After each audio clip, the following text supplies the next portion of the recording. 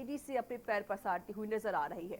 पूरी दुनिया में कोरोना से 1 करोड़ से ज्यादा लोग संक्रमित हो चुके हैं, जबकि मरने वालों की संख्या 5 लाख के पार पहुंच गई है। वहीं 56 लाख से ज्यादा लोग ठीक भी हो चुके हैं। दुनिया के करीब 66% कोरोना के मामले सिर्फ 10 देशों से आए हैं। बात भारत की करें तो देश में कोरोना के मामले 5,85,792 तक पहुंच गए हैं। कोरोना से अब तक देश में 17,410 की मौत हो चुकी है, तो वहीं कोरोना से 3,47,836 मरीज ठीक होकर घर जा चुके हैं।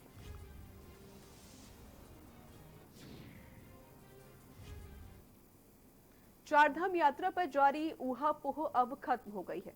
उत्तराखंड के देवस्थानम मैनेजमेंट बोर्ड ने 1 जुलाई से ही चारधाम यात्रा शुरू करने का फैसला ले लिया है। सोमवार को हुई बैठक में तय हुआ कि इस यात्रा में सिर्फ उत्तराखंड के ही लोग हिस्सा ले सकेंगे। आपको बता दें कि उत्तराखंड में पड़ने वाले 4 धाम बद्रीनाथ, केदारनाथ, गंगोत्री और यमुनोत्री धाम की यात्रा चारधाम यात्रा नाम से मशहूर है, जिसकी शुरुआत आज से होगी।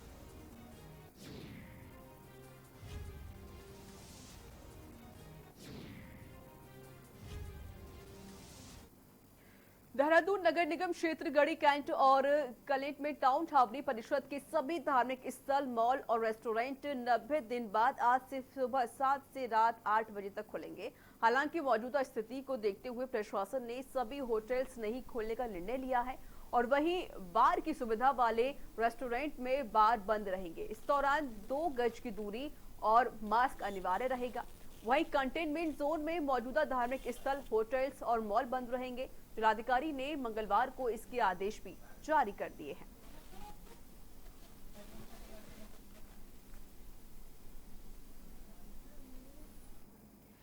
उत्तराखंड में आज से 7,500 सस्ती गल्ले की दुकान पर one nation one ration card योजना लागू हो गई है। इसकी योजना के शुरू होने से राष्ट्रीय खाद्य सुरक्षा योजना के तहत राशन कार्ड पर किसी भी दुकान से सस्ता गल्ला मिलेगा। वहीं दूसरे राज्यों में बने कार्ड से भी प्रदेश में राशन उपलब्ध होगा। खाद्य आपूर्ति विभाग ने one nation one ration card योजना लागू करने के लिए सभी तैयारियां पूरी कर ली है।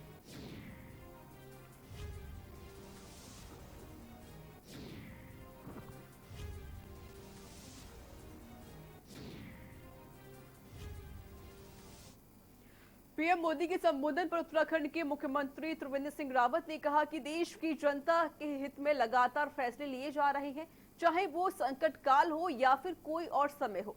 सीएम रावत ने क्या कुछ कहा है, आइए आपको दिखाते हैं। हमको लगातार सतर्क रहने की जरूरत है, सचेत रहने की जरूरत है, जागरूक रहने की जरूरत है। अगर उस पर हम कोई लापरवाही बरतते हैं तो मुश्किल बढ़ सकती है। इसलिए मुश्किल बढ़े ना, उसके लिए बहुत ज़रूरी है कि हम जागरूक रहें, हम सतर्क रहें। अभी सारी चीज़ें अभी जारी हैं। ये महामारी है, इससे तरह तरह के दुष्परिणाम स्वाभाविक है, इसलिए इसको महामारी कहा गया है। सामाजिक, आर्थिक, हर मोर्चे पर, यहाँ तक कि मानसिक रूप से भी। तो आइए सीधे देहरादून चलते हैं, जहां पर त्रिवेंद्र सिंह रावत क्या कुछ कह रहे हैं, आइए आपको दिखाते हैं। जो उद्बोधन हुआ है राष्ट्र को, उसके लिए पहले तो माननीय प्रधानमंत्री का बहुत स्वागत करते हैं, उनका अभिनंदन करते हैं इस बात के लिए कि उन्होंने देश के गरीबों को और देश की लगभग 80 करोड़ आबादी को उन्होंने पुनः जो गरीब के अन्न की योजना है उसका नवंबर तक के लिए विस्तार किया है। इससे हमारे उन करोड़ों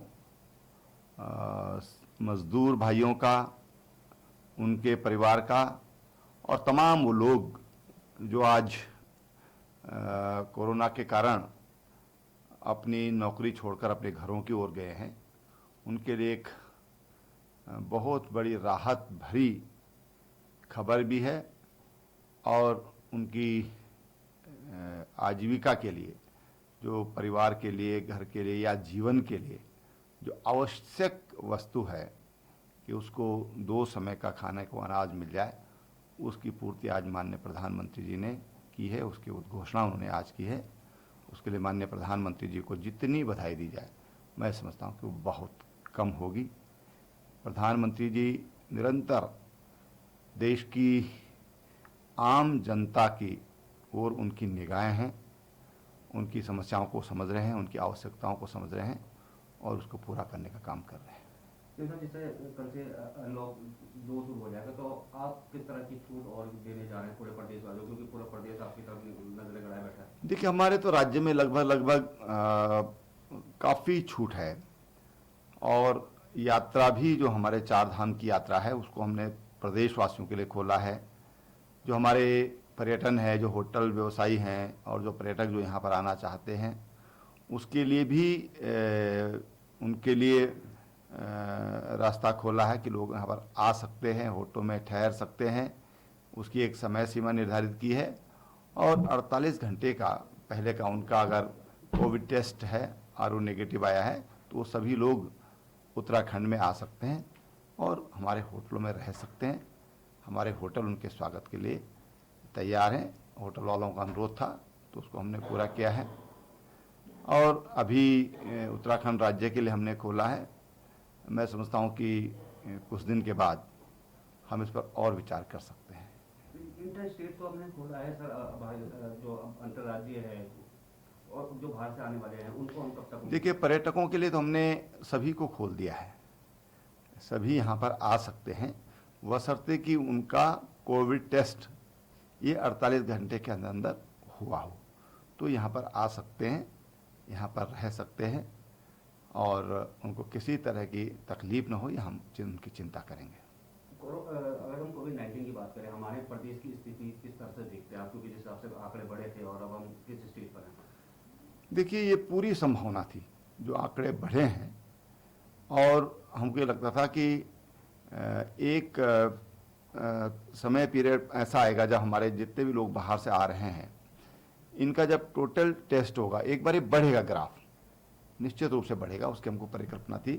क्योंकि लगभग जो लोग एनसीआर से आ रहे हैं, नई दिल्ली से या जो महाराष्ट्र से आ रहे हैं, तो लगभग 20% के आसपास जो लोग हैं उनके कोरोना टेस्ट ये पॉजिटिव आ रहे हैं। इस बात का हमारा अनुमान था और हम लोग उसकी दृष्टि तैयार भी थे, हमारे डॉक्टर सब उस दृष्टि तैयार थे। अब उसमें पिछले 2 दिनों में आप देख रहे होंगे कि कुछ ठहराव ही नहीं बल्कि एक बार ठहराव है, अब कुछ गिरावट आनी शुरू हुई है। हमारा ध्यान उस पर पूरी तरह अभी केंद्रित है क्योंकि जरा सी भी लापरवाही हुई तो फिर ये संख्या बढ़ सकती है और इसलिए सतत हम अपने जो बॉर्डर्स पर जो लोग हमारे आ रहे हैं उनकी चेकिंग, उनकी ट्रैवल हिस्ट्री और उन पर देख रेख वो हम लगातार हम रखे हुए हैं, जिसको हम अंग्रेजी में सर्विलांस कहते हैं। वो लगातार हमारा जो सर्विलांस है वो बहुत एक्टिव है, बहुत सक्रिय है। हमारे जो फ्रंट लाइन वर्कर हैं, हमारी आशाएं हैं, जो लोग भी कोविड में जिनकी ड्यूटी लगी है सब बहुत अच्छी तरह से अपनी ड्यूटी निभा रहे हैं, ये मैं कह सकता हूँ। कितना मुश्किल भरा दौर था सर ये लगा जिस तरह से? देखिए, दौर तो मुश्किल जैसा ही है। अभी भी मैं ऐसा नहीं मानता कि मुश्किल समाप्त हो गई है। मैं तो प्रदेशवासियों से ये कहना चाहूँगा कि आप सावधानी बरतें। माननीय प्रधानमंत्री जी ने आज भी अपने उद्बोधन में हाथ जोड़कर विनम्र प्रार्थना की कि आप लोग जो नॉर्म्स हैं, मास्क लगाना है, बार बार हाथ धोने का है, दूरी बनाकर रहना है, उसके लिए फिर उन्होंने आज बड़े विनम्र भाव से देशवासियों से प्रार्थना की है। इसका मतलब हमको लगातार सतर्क रहने की ज़रूरत है, सचेत रहने की ज़रूरत है, जागरूक रहने की ज़रूरत है। अगर उस पर हम कोई लापरवाही बरतते हैं तो मुश्किल बढ़ सकती है। इसलिए मुश्किल बढ़े ना, उसके लिए बहुत ज़रूरी है कि हम जागरूक रहें, हम सतर्क रहें। सर, कुछ आकलन हो पाया कि कितना नुकसान पूरे प्रदेश को इस समय हुआ होगा जिस तरह से लॉकडाउन रहा 3 महीने और उसके बाद? देखिए, अभी सारी चीज़ें अभी जारी हैं। ये महामारी है, इससे तरह तरह के दुष्परिणाम स्वाभाविक है, इसलिए इसको महामारी कहा गया है। सामाजिक, आर्थिक, हर मोर्चे पर, यहाँ तक कि मानसिक रूप से भी बहुत दिक्कतें होती हैं। जब महामारी है तो चारों तरफ से घेरती है। बस इस महामारी से हमको बचकर निकलना है, इसके साथ हमको लड़ना है, पर लड़ाई सतर्कता से ही लड़ी जा सकती है। जब तक इसके लिए कोई औषधि या कोई वैक्सीन आती है, तब तक इससे दूर रहकर हम बच सकते हैं। इससे बचाव का एक ही रास्ता और सरल रास्ता है, और मैं बार बार कहता हूं कि जीरो बजट का रास्ता है, और वो जीरो बजट का रास्ता है सामाजिक दूरी, फिजिकल डिस्टेंस।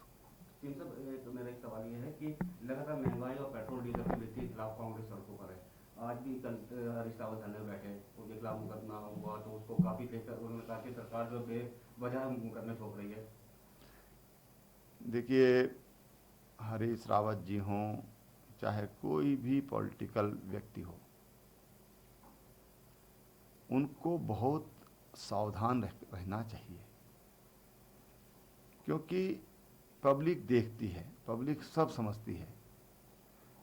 बुल्गारिया के जो प्रधानमंत्री हैं, एक हफ्ता पहले उन पर फाइन लगा है, इसलिए लगा है कि वो सार्वजनिक जगह पर बिना मास्क पहने गए।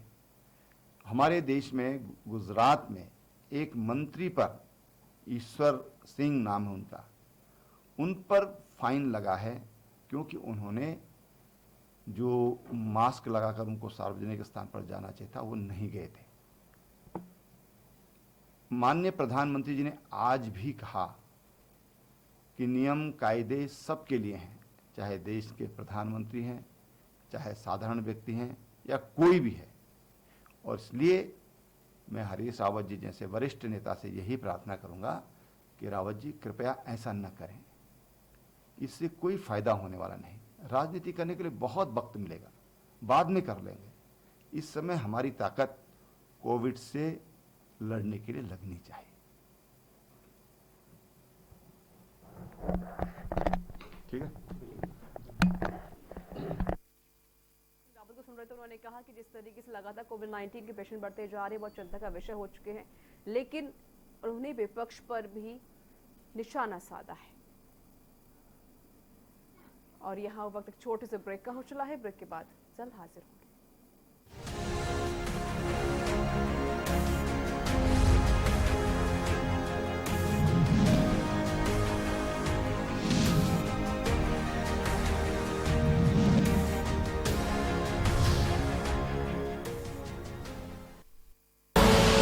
आप देख रहे हैं के न्यूज, खबरों का सारथी।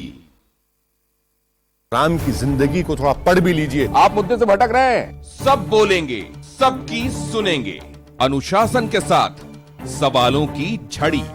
अड़ी, क्योंकि हमें है देश की पड़ी। सोमवार से शुक्रवार शाम 6 बजे TV9 भारतवर्ष, अब तो सब देख रहे हैं। एक बुलेटिन में हर खबर, देश के नंबर 1 न्यूज नेटवर्क का number 1 news bulletin. News top 9 रोज सुबह 7 बजे और शाम 7 बजे। जुड़िए संसार से, हमारी रफ्तार से। TV9 भारतवर्ष, अब तो सब देख रहे हैं। Mount Litra Z School, Unnao, number 1 in academics, number 1 in sports, best teachers, best result, smart classroom, best transport facility, world class infrastructure के साथ Mount Litra Z School, Unnao। वैश्विक महामारी कोरोना के विरुद्ध माननीय प्रधानमंत्री श्री नरेंद्र मोदी जी के नेतृत्व में पूरा देश एकजुट होकर लड़ाई लड़ रहा है। देश की जनता के उत्तम स्वास्थ्य और बेहतर भविष्य के लिए माननीय प्रधानमंत्री जी द्वारा समय से लिए गए निर्णयों के फलस्वरूप देश सुरक्षित स्थिति में है। माननीय मुख्यमंत्री योगी आदित्यनाथ जी ने श्रमिकों की सुरक्षित वापसी के लिए रेल मंत्रालय भारत सरकार से विशेष अनुरोध कर श्रमिक स्पेशल ट्रेनों का संचालन कराया और अन्य राज्यों से श्रमिकों की निशुल्क घर तक सुरक्षित वापसी कराई। संक्रमित या लक्षण वाले श्रमिकों को कोविड अस्पताल में भर्ती कराया गया। शेष श्रमिकों को राशन किट के साथ परिवहन निगम एवं प्राइवेट बसों द्वारा उनके गृह जनपदों में निगरानी समितियों की देखरेख में भेजा गया, जहां उनका दोबारा मेडिकल परीक्षण कराया गया। क्वारंटीन सेंटर में श्रमिकों एवं कामगारों की स्किल मैपिंग कर डेटाबेस तैयार किया गया। छूटे हुए श्रमिकों की स्किल मैपिंग कराई जा रही है। जिन श्रमिकों के पास होम क्वारंटीन की व्यवस्था नहीं थी, उन्हें क्वारंटीन सेंटरों में रखा गया, जहां खाने पीने और चिकित्सा की समुचित व्यवस्था की गई। राष्ट्रीय खाद्य सुरक्षा अधिनियम एवं प्रधानमंत्री गरीब कल्याण अन्न योजना के अंतर्गत खाद्यान्न वितरित किया गया। जिन श्रमिकों के पास अन्य राज्यों के राशन कार्ड थे या जिनके पास राशन कार्ड नहीं थे, उन्हें भी 2 बार निःशुल्क खाद्यान्न दिया गया। पूरे प्रदेश में कम्युनिटी किचन के माध्यम से भी फूड पैकेट्स वितरित किए गए। इतना ही नहीं, अन्य जरूरतमंदों को भी भरण पोषण भत्ता दिया गया। आत्मनिर्भर भारत के लिए उत्तर प्रदेश। आप देख रहे हैं के न्यूज, खबरों का सारथी।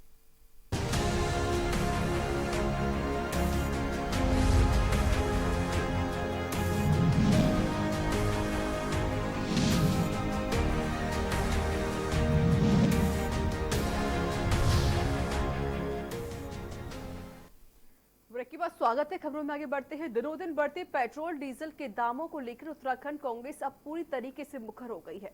नतीजा, कांग्रेस के वरिष्ठ नेता पूर्व मुख्यमंत्री हरीश रावत ने अपनी अलग अंदाज में बीते रोज न सिर्फ बैलगाड़ी पर बैठकर बढ़ती महंगाई में विरोध किया, बल्कि सरकार के ऊपर भी निशाना साधा। तो इसी के साथ उत्तराखंड के बुलेटिन में इतना ही। नमस्कार।